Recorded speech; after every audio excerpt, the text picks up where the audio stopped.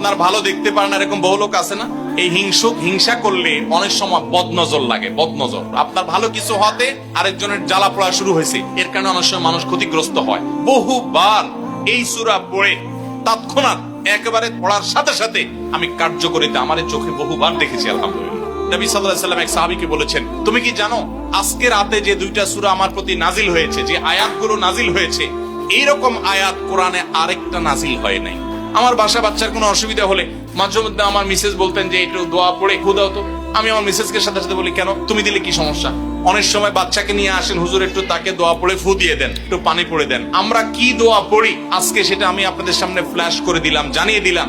আপনার যদি কোনো বিপদ হয়, আজকে অনেক ভাই প্রশ্নে লিখেছেন, অনেক সময় মানুষ বলে, ভাই আমার বাচ্চাটার এই সমস্যা, আমার ওই ওয়াইফের এই সমস্যা, আমার স্বামীর এই সমস্যা, আমার এই সমস্যা, আমরা আল্লাহর কাছে আশ্রয় চাইতে জানি না। আজকে শিখে যান, এই দুইটা সূরা নাজিল হওয়ার যে প্রেক্ষাপট, সেই ঘটনা শুনলে আমাদের ঈমান আরো বেড়ে যাবে ইনশাআল্লাহ।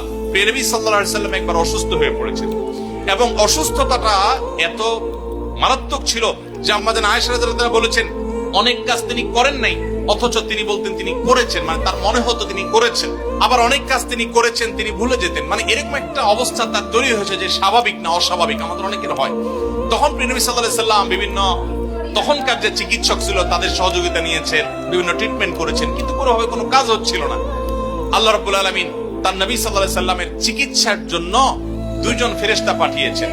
তাদের একজন ফেরেশতা নবী সাল্লাল্লাহু আলাইহি ওয়াসাল্লাম স্বপ্নে দেখছেন যে একজন ফেরেশতা তার মাথার কাছে এসে দাঁড়িয়েছে নবী সাল্লাল্লাহু আলাইহি ওয়াসাল্লামের, আরেকজন ফেরেশতা নবী করিম সাল্লাল্লাহু আলাইহি ওয়াসাল্লামের পায়ের কাছে এসে দাঁড়িয়েছে। মাথার কাছে যে ফেরেশতা দাঁড়িয়েছেন, ওই ফেরেশতা পায়ের কাছে থাকা ফেরেশতাকে জিজ্ঞাসা করছিলেন যে এই লোকটার কি হয়েছে, অর্থাৎ নবী সাল্লাল্লাহু আলাইহি ওয়াসাল্লামের কি হয়েছে। তখন পায়ের কাছে থাকা ফেরেশতা খুব মনোযোগ সহকারে শুনেন, পায়ের কাছে যে ফেরেশতা দাঁড়ায় ছিলেন উনি বলতেছেন, ওনাকে, অর্থাৎ আমাদের নবী সাল্লাল্লাহু আলাইহি ওয়াসাল্লামের কথা বলছেন, ওনাকে জাদু করেছে। পায়ের কাছে থাকা ফেরেশতা এটা বলার পর মাথার কাছে থাকা ফেরেশতা আবার জিজ্ঞাসা করলেন, কে জাদু করেছে? পায়ের কাছে থাকা ফেরেশতা তার নামও বলেছে, লবিদ ইবনে আসম নামে এক ইহুদি, উপর দিয়া মুনাফিক মুসলমান সাজছে, আসলে সে ইহুদি, সে জাদু করছে নবী সাল্লাল্লাহু আলাইহি ওয়াসাল্লাম। এটা বলার পর আবার মাথার কাছে ফেরেশতা জিজ্ঞাসা করলেন, জাদুটা কোথায় আছে, কিভাবে করেছে? তখন বলা হলো যে চুলে জাদু করেছে, জাদুর মন্ত্র পড়ে চুলে গিরা দিয়েছে, গিরা দিয়ে জাদু করেছে।